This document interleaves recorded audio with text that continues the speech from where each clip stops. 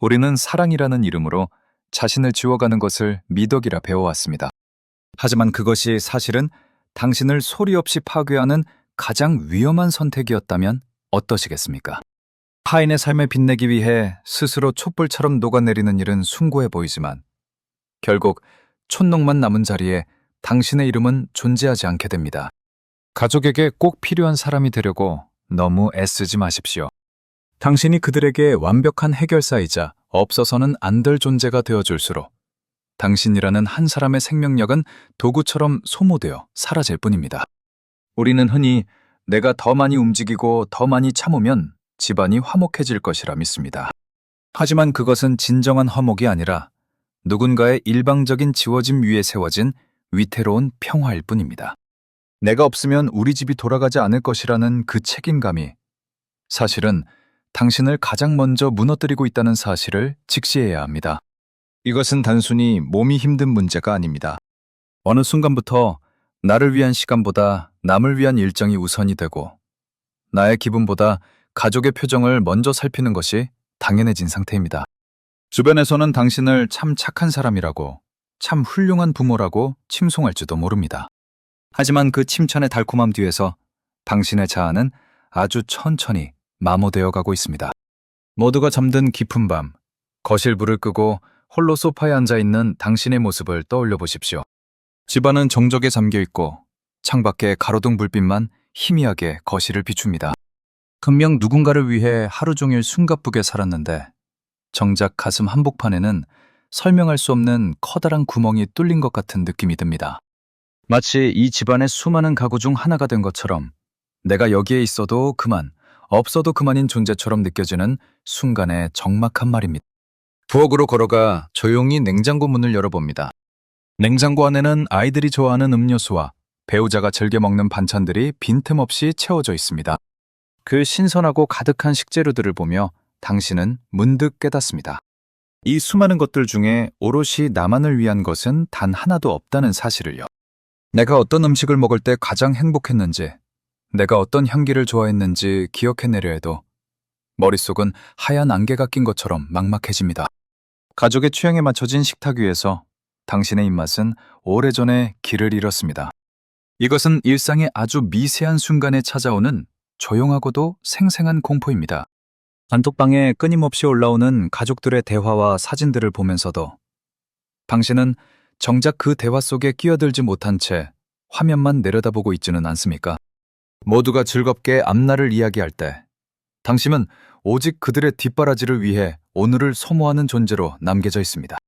집안 곳곳을 둘러보아도 당신의 영혼이 깃든 물건을 찾기가 어렵습니다. 아이들의 상장과 배우자의 소지품들 사이에서 당신의 취향과 꿈은 먼지처럼 흩어져 있습니다. 내가 누구인지 잊어버린 채 오직 누군가의 부모나 자식이라는 역할로만 숨쉬는 현실이 당신을 옥죄어 옵니다. 이 상태가 지속되면 당신은 결국 스스로를 잃어버리는 정서적 소멸의 단계에 접어들게 됩니다. 가족이라는 이름의 울타리가 당신을 보호하는 것이 아니라 당신의 가능성을 가두는 담장이 되어버린 것입니다. 가끔은 모든 것을 내려놓고 아무도 모르는 곳으로 사라지고 싶다는 생각이 들 때가 있을 것입니다. 그럴 때마다 당신은 스스로를 이기적이라고 비난하며 다시 그 무거운 짐을 어깨에 짊어졌겠죠. 하지만 기억하십시오. 그 도망치고 싶은 마음은 당신이 나약해서 생기는 것이 아닙니다. 당신의 본능이, 당신의 영혼이 보내는 마지막 구조 신호입니다. 더 이상 나를 지워내지 말라고, 제발 나를 좀 봐달라고 외치는 당신 내면의 통곡입니다. 그 소중한 신호를 외면하지 마십시오. 당신이 온전하게 바로 서지 못한다면 당신이 그토록 사랑하는 가족들도 결국 당신이라는 기둥이 무너질 때 함께 흔들리게 될 것입니다. 우리는 이제 이 지독한 헌신의 굴레를 끊어내고 오직 당신의 이름으로 숨쉬는 법을 배워야 합니다. 타인에게 좋은 사람으로 남기 위해 나 자신에게 가장 나쁜 사람이 되는 일을 이제는 멈춰야 합니다. 우리가 왜 이토록 자신을 방치하며 살 수밖에 없었는지 그 뿌리 깊은 심리학적 배경을 이해하는 것이 그 시작이 될 것입니다. 우리가 느끼는 이 형체 없는 허무함과 자아의 상실에 대해 이제는 명확한 이름을 붙여주어야 할 때입니다. 심리학에서는 당신이 겪고 있는 이 상태를 정서적 융합이라는 개념으로 설명하곤 합니다. 가족이라는 울타리 안에서 나의 감정과 타인의 감정이 구별되지 않고 하나로 뒤섞여버린 상태를 의미합니다. 나의 기쁨보다 자녀의 성취가 더 큰 행복이 되고 배우자의 우울함이 곧 나의 절망이 되는 현상이죠. 이것이 심해지면 당신의 마음은 점차 자기 소멸적 헌신의 상태로 접어들게 됩니다. 마치 자신의 형태를 잃어버리고 주변의 모양에 따라 몸을 바꾸는 물처럼 당신이라는 본연의 색깔은 사라지고 가족들이 원하는 모습으로만 존재하게 된 것입니다. 당신은 평생을 가족이라는 거대한 유기체의 안녕을 위해 자신을 지워왔습니다. 내가 조금 더 참고 내가 한 번 더 움직이면 모두가 편안할 수 있다는 그 믿음은 사실 당신을 위협으로부터 지키기 위한 아주 오래된 심리적 방어기제였습니다. 우리는 이것을 단순히 착한 성품이나 희생정신이라고 불러왔지만 사실 그 이면에는 아주 치열한 생존의 기록이 새겨져 있습니다. 과거 우리가 살아온 환경은 개인의 욕망보다는 공동체의 안녕이 생존에 훨씬 유리한 구조였습니다. 부모님을 모시고 자녀를 건사하는 일이 곧 나의 존재 이유였던 그 시절. 당신은 스스로를 지우는 법을 배움으로써 그 험난한 세월을 버텨낼 수 있었습니다. 따라서 지금 당신이 느끼는 이 극심한 허무함과 자아의 마모 현상은 절대로 당신이 나약하거나 잘못 살았기 때문에 생긴 결함이 아닙니다. 오히려 거친 시대의 풍랑 속에서 소중한 사람들을 지켜내기 위해 당신의 마음이 선택한 고도의 생존 전략이자 훈장과도 같은 내공입니다. 당신은 그저 견뎌낸 것이 아니라 자신을 희생함으로써 하나의 세계를 온전히 수호해온 위대한 생존자입니다. 하지만 이제는 그 전략이 당신의 숨통을 조이는 족쇄가 되어버렸습니다. 가족이라는 시스템 안에서 당신의 역할이 너무나 완벽했기에 정작 그 역할을 수행하는 인간으로서의 당신은 설 자리를 잃어버린 것입니다. 심리학자 머레이 보에는 인간이 건강하게 살아가기 위해서는 타인과 연결되어 있으면서도 자신만의 독립적인 영역을 유지하는 자기 분화가 반드시 필요하다고 말했습니다. 하지만 당신은 너무나 오랫동안 가족의 필요에 민감하게 반응하느라 이 분화의 경계선을 잃어버렸습니다.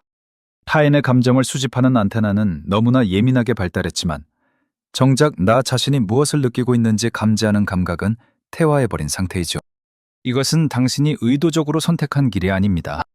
우리가 살아온 시대적 서사와 가족이라는 특수한 환경이 당신을 그 길로 등 떠밀었을 뿐입니다. 남들 다 하는 여행 한 번 편하게 못 가고 나를 위해 좋은 옷 한 벌 선뜻 사지 못했던 그 수많은 날들은 사실 당신이 그만큼 강인하고 숭고한 존재였다는 증거입니다. 당신은 그동안 자신의 우물을 끊임없이 길어올려 가족들에게 대접해왔습니다. 이제 그 우물이 바닥을 드러내고 흙탕물이 보이기 시작하자 당신은 비로소 당황하며 스스로를 자책하기 시작한 것입니다. 내가 왜 이렇게 짜증이 늘었을까? 왜 예전처럼 가족들이 사람스럽게 느껴지지 않을까 고민하며 다시 자신을 몰아세우고 있지는 않습니까? 그것은 당신의 사랑이 식어서가 아니라 당신이라는 우물을 채워줄 시간이 단 한 번도 허락되지 않았기 때문입니다. 우리는 이제 이 현상을 명확하게 직시해야 합니다. 당신이 겪고 있는 고통은 당신이 무능해서가 아니라 타인을 위해 너무나 유능하게 살아온 결과물입니다. 내가 누구인지 모르는 상태, 나의 취향이 사라진 현실은 당신이 그만큼 타인의 삶을 빛내주기 위해 자신을 어둠 속에 두었음을 의미합니다. 이제는 그 어둠 속에서 당신의 이름을 다시 불러야 할 때입니다. 누구의 부모도 아니고 누구의 자식도 아닌 오롯이 당신이라는 사람의 존재 가치를 인정하는 것부터가 시작입니다. 이것은 가족을 저버리는 배신이 아니라 더 오랜 시간 그들과 건강하게 동행하기 위한 정서적인 독립선언입니다. 우리가 왜 그토록 자신을 지우며 타인에게 공명할 수밖에 없었는지, 그리고 왜 생각만으로는 이 굴레를 벗어나기 힘든지에 대해서는 더 과학적인 이유가 숨어 있습니다. 당신의 마음이 이토록 무겁게 가라앉는 이유는 단순히 기분의 문제가 아니라 우리 몸의 지휘본부인 뇌가 작동하는 아주 특별한 메커니즘 때문입니다. 우리가 마음의 문제를 해결하기 위해 가장 먼저 깨달아야 할 사실은 당신이 느끼는 그 무거운 책임감과 허무함이 결코 당신의 의지력이 부족해서 생기는 일이 아니라는 점입니다. 우리의 머릿속에는 망상 활성계라고 불리는 아주 특별한 정보 필터가 존재합니다. 이 필터는 마치 우리 뇌로 들어오는 수많은 정보 중 어떤 것이 중요한지를 걸러내는 수문장과도 같습니다. 평생을 가족의 안녕과 뒷바라지에만 몰두해온 당신의 뇌는 이 필터를 오직 가족들의 필요를 수집하는 데만 사용하도록 길들여져 왔습니다. 아이의 작은 기침 소리나 배우자의 미세한 표정 변화는 즉각적으로 포착하지만 정작 당신 자신의 몸이 보내는 통증이나 마음이 외치는 갈증은 중요하지 않은 정보로 분류하여 차단해버린 것입니다. 이것은 당신이 자신을 사랑하지 않아서가 아니라 당신의 뇌가 가족이라는 소중한 가치를 지켜내기 위해 시스템 전체를 그 방향으로 고정해버렸기 때문입니다. 이 과정을 조금 더 쉽게 이해하기 위해 우리 뇌 속의 구성원들을 의인화하여 들여다보겠습니다. 가장 먼저 우리 뇌 한복판에는 아주 예민하고 충직한 경호원인 편도체가 살고 있습니다. 이 경호원은 가족에게 조금이라도 위험한 일이 생기거나 그들의 기분이 상할 조짐이 보이면 즉시 비상벨을 울립니다. 당신이 쉬고 싶을 때조차 마음 편히 앉아있지 못하고 다시 몸을 일으켰던 이유는 이 경호원이 당신의 휴식보다 가족의 만족을 더 긴급한 안전 신호로 받아들였기 때문입니다. 그리고 우리 뇌의 서가에는 오늘 하루의 정보를 정리하는 성실한 사서인 디폴트 모드 네트워크가 있습니다. 이 사서는 당신이 잠시 멍하니 있거나 잠자리에 들 때 비로소 활동을 시작하여 수많은 기억을 서가에 꽂아둡니다. 문제는 당신의 사서가 평생 동안 가족 걱정이라는 제목의 책들만 정리해왔다는 사실입니다. 당신이 조용히 눈을 감아도 머릿속에서 내일 해야 할 일들과 가족들의 앞날에 대한 걱정이 끊이지 않는 이유는 이 사서가 주인인 당신을 돕기 위해 가장 익숙한 걱정의 책들을 계속해서 꺼내오기 때문입니다. 마지막으로 이 모든 것을 조율하는 뇌의 경영자인 전전두엽이 있습니다. 이 경영자는 합리적인 판단을 내려야 하지만 지난 수십 년간 가족을 위한 의사결정만을 반복하며 그 방향으로 거대한 고속도로를 닦아두었습니다. 오랫동안 반복된 행동은 당신이 자신을 위한 선택을 하려 할 때마다 왠지 모를 죄책감이 들거나 어색함이 밀려오는 것은 뇌가 이미 익숙해진 그 헌신의 고속도로를 벗어나 좁고 험한 오솔길을 새로 개척해야 하기 때문입니다. 노벨 생리학상을 받은 뇌과학자 산티아고 라모니 카알은 이렇게 말했습니다. 모든 인간은 스스로 마음먹기에 따라 자신의 뇌를 조각하는 조각가가 될 수 있다. 이 말은 우리에게 아주 커다란 희망의 증거가 됩니다. 우리의 뇌는 신경가소성이라는 놀라운 성질을 가지고 있습니다. 나이가 들어도 수십 년간 굳어진 습관이라 할지라도 우리가 새로운 자극을 주고 반복하기 시작하면 뇌는 언제든 새로운 신경회로를 만들어냅니다. 평생 가족만을 향해 있던 그 헌신의 고속도로 옆에 이제는 당신 자신을 향한 새로운 길을 닦을 수 있다는 뜻입니다. 뇌는 멈춰있는 기계가 아니라 끊임없이 변화하는 유기체입니다. 지금 이 순간에도 당신이 자신의 이름을 떠올리고 아주 작은 취향 하나를 발견하려 애쓰는 것만으로도 당신의 뇌에서는 새로운 연결망이 만들어지기 시작합니다. 뇌에게는 결코 너무 늦은 때라는 것이 존재하지 않습니다. 오히려 수많은 세월을 견디며 쌓아온 당신의 내공은 새로운 변화를 받아들일 때 훨씬 더 깊고 단단한 뿌리를 내릴 수 있는 비옥한 토양이 되어줄 것입니다. 과학적으로 증명된 이 신경 가소성의 원리는 당신이 이제껏 살아온 방식이 결코 고정된 형벌이 아님을 알려줍니다. 우리는 이제 이 유능하고 성실한 뇌의 지휘자들에게 새로운 지시를 내리기만 하면 됩니다. 생각만으로는 바뀌지 않는 이 뇌의 회로를 실제로 움직이게 만드는 것은 아주 구체적이고 사소한 행동의 반복입니다. 당신의 뇌가 오랫동안 잊고 있었던 나라는 주어를 다시 학습하기 위해서는 당신의 삶이 지나온 궤적을 이해하고 그에 맞는 실질적인 도구들을 일상에 배치하는 연습이 필요합니다. 그동안 공동체의 안녕을 위해 자신을 지워야 했던 그 시대적 서사 속에서 이제는 당신의 이름을 되찾기 위한 구체적인 걸음을 내디뎌야 할 시간입니다. 당신이 걸어온 길은 우리 사회의 뜨거운 성장과 그 글을 같이 하고 있습니다. 1970년대의 치열한 삶 속에서 당신은 개인의 자율성보다 가족을 위한 헌신을 최우선으로 여겨야 했습니다. 나의 성장보다 공동체의 안녕을 위해 자신을 지원했던 그 시간은 그 시대가 요구한 심리학적 숙명이기도 했습니다. 심리학자 에릭 에릭슨은 인간이 중년과 노년기에 접어들며 자신의 삶을 통합하고 의미를 찾는 과정이 얼마나 중요한지를 강조했습니다. 하지만 당신은 나를 사랑하고 돌볼 틈도 없이 타인을 위한 버팀목으로만 살아오셨습니다. 이제는 그 긴 헌신의 시간을 뒤로하고 당신이라는 한 사람의 영토를 되찾는 실질적인 연습을 시작해야 합니다. 우리가 가장 먼저 인정해야 할 진실이 하나 있습니다. 내가 좋아하는 것이 무엇인지 찾는 일은 어느 날 갑자기 운명처럼 다가오는 계시가 아닙니다. 그것은 아주 큰 노력이 필요한 고된 노동과도 같습니다. 수십 년간 타인의 취향과 요구에 자신을 맞춰온 당신에게 내가 무엇을 원하는지 묻는 것은 낯선 외국어를 배우는 것만큼이나 많은 에너지가 소요되는 일입니다. 취향은 어느 날 갑자기 하늘에서 떨어지는 것이 아니라 수많은 시행착오와 직접적인 체험을 통해서만 발굴할 수 있는 보석이기 때문입니다. 이 고귀한 노동을 시작하기 위해 제가 제안하는 가장 실질적인 장소는 바로 행정복지센터입니다. 흔히 동사무소라고 부르는 이 공간은 우리 곁에 아주 가까이 있으면서도 엄청나게 저렴한 비용으로 나를 실험해 볼 수 있는 최고의 창구입니다. 그곳에서 운영하는 다양한 문화교실은 당신에게 익숙한 역할에서 벗어나 오롯이 무언가를 배우는 학생으로 존재하게 해줍니다. 꽃꽂이든 붓글씨든 혹은 새로운 운동이든 상관없습니다. 여러 가지 체험을 하며 내가 무엇을 할 때 시간 가는 줄 모르는지, 어떤 순간에 미소를 짓게 되는지를 하나씩 확인해 보십시오. 비슷한 관심사를 가진 새로운 사람들을 만나는 과정에서 당신은 누군가의 부모나 자식이 아닌 오직 당신 자신의 이름으로 소통하는 법을 다시 배우게 될 것입니다. 하지만 당신이 이렇게 조금씩 변화를 시작하면 반드시 주변의 날카로운 저항에 부딪히게 됩니다. 왜 갑자기 안 하던 짓을 하느냐? 살던 대로 살아라. 혹은 송충이는 솔잎을 먹고 살아야 한다는 말들이 당신의 의지를 꺾으려 할 것입니다. 이것은 당신이 잘못하고 있기 때문이 아닙니다. 심리학에서는 이를 가족 시스템의 항상성이라고 부릅니다. 하나의 유기체가 변화하려 할 때 주변의 요소들이 이를 본래의 상태로 되돌리려는 강력한 심리적 저항을 일으키는 현상입니다.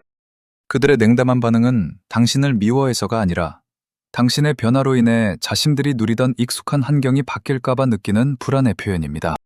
이를 이겨내기 위해 우리가 익혀야 할 기술이 바로 심리적 방패 훈련입니다. 첫째로, 타인의 말을 화살로 받지 말고 거울로 비추십시오. 비난의 말을 들었을 때 즉각적으로 상처받거나 화를 내며 대응하지 마십시오. 대신 내가 새로운 일을 시작하는 것이 당신에게는 조금 낯설고 당황스러울 수 있겠네 라고 상대의 감정을 먼저 인정해주는 문장을 사용해 보십시오. 상대의 불안을 말로 확인해주는 것만으로도 공격의 날은 무뎌지게 되어 있습니다. 둘째로, 정서적 거리두기를 실천하십시오. 그들이 던지는 부정적인 말들은 당신의 가치를 정의하는 성적표가 아니라 그들 내면에 있는 두려움을 보여주는 지표일 뿐입니다. 상대의 반응을 나의 책임으로 가져오지 않는 연습을 통해 당신은 타인의 시선이라는 감옥에서 벗어날 수 있습니다. 마지막으로, 당신의 변화를 스스로 정당화하십시오. 주변의 반대는 당신이 올바른 방향으로 성장하고 있다는 가장 확실한 신호입니다. 좋아하는 것을 찾는 그 수고로운 노동을 결코 멈추지 마십시오. 행정복지센터의 문을 열고 들어가 새로운 수업을 결제하는 그 사소한 행동 하나가 굳어버린 당신의 신경회로를 깨우는 가장 위대한 첫걸음이 될 것입니다. 이 작은 실천들이 쌓여 당신의 일상이 단단해질 때 우리는 비로소 삶의 진정한 주권을 되찾게 됩니다. 이러한 변화의 여정 끝에는 당신이 그토록 원했던 평온함과 존엄함이 당신을 기다리고 있습니다. 우리는 오늘 긴 여정을 통해 당신이 짊어지고 있던 헌신이라는 이름의 무거운 배낭을 함께 내려다보았습니다. 그동안 당신은 타인의 삶을 지탱하는 단단한 대지였고 누군가의 갈증을 채워주는 마르지 않는 샘물이었습니다. 하지만 정작 그 샘물이 바닥나고 대지가 갈라질 때 당신은 그것을 자신의 부족함이나 나약함으로 여겨왔을지도 모릅니다. 인생의 본질을 꿰뚫는 철학자 프리드리히 니체는 자신을 사랑하는 것이야말로 가장 위대한 자기 극복의 시작이라고 말했습니다. 당신이 겪어온 그 수많은 인내와 침묵의 시간은 결코 당신이 잘못 살았다는 증거가 아닙니다. 오히려 당신은 험난한 환경 속에서 가족이라는 소중한 가치를 지켜내기 위해 당신의 뇌와 마음이 선택할 수 있었던 가장 숭고한 진화의 결과물을 보여준 것입니다.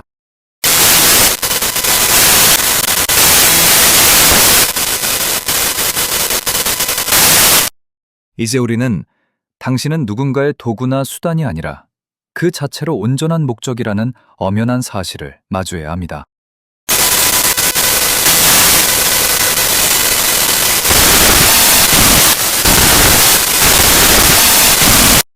그 수식어들을 다 걷어내고 남은 오롯한 당신이라는 한 사람의 무게를 느껴보시길 바랍니다. 당신은 그 자체로 이미 충분하며 그 어떤 것으로도 대체될 수 없는 고귀한 존엄성을 지니고 있습니다. 우리가 좋아하는 것을 찾는 노동을 멈추지 말아야 하는 이유는 그것이 단순히 취미를 만드는 일이 아니기 때문입니다. 그것은 타인에게 양도했던 내 삶의 주권을 다시 찾아오는 가장 우아하고도 강력한 저항입니다. 행정복지센터의 문을 열고 새로운 배움을 시작하거나 주변의 시선을 비로하고 오롯이 나만의 시간을 보내는 것은 결코 이기적인 행동이 아닙니다. 그것은 당신이라는 우주를 다시 빛나게 만드는 가장 정당한 권리의 행사입니다. 당신이 스스로를 아끼고 존중하며 당신만의 빛을 발산할 때 당신 곁에 소중한 이들도 당신이라는 든든한 등대 아래서 각자의 길을 찾게 될 것입니다. 인생은 타인의 기대에 답하는 시험지가 아니라 나만의 색깔로 채워나가는 한 폭의 그림입니다. 당신이 지난 세월 동안 그려온 헌신의 밑그림 위에 이제는 당신이 진정으로 원했던 화려하고 생동감 넘치는 색채를 덧입혀 보십시오. 그 과정에서 느끼는 작은 기쁨과 사소한 설렘들이 모여 당신의 신경회로를 새롭게 깨우고 당신의 영혼을 다시 숨쉬게 할 것입니다. 당신이 걸어온 그 고단하고도 찬란한 길에 우리는 깊은 경의를 표하며 긍정합니다. 부모님의 노후를 지키고 자녀의 앞날을 열어주었던 그 거친 손마디는 그 어떤 예술작품보다도 묵직한 삶의 통찰을 담고 있습니다. 그 헌신의 기록들이 이제는 당신의 자부심이 되어 당신의 남은 생을 우아하게 지탱해 줄 것입니다. 이제 당신의 이름으로 당당하게 걸어나가십시오. 당신은 더 이상 누군가의 그림자가 아니라 자신의 삶을 환하게 비추는 주인공입니다. 과거의 희생에 대한 자책은 이 자리에 묻어두고 오직 당신의 가슴이 뛰는 방향으로 한 걸음씩 내디드시길 바랍니다. 당신의 모든 순간은 그 자체로 의미가 있으며 당신이 오늘 내딛는 그 작은 발걸음이 당신의 역사를 새롭게 쓰는 위대한 시작이 될 것입니다.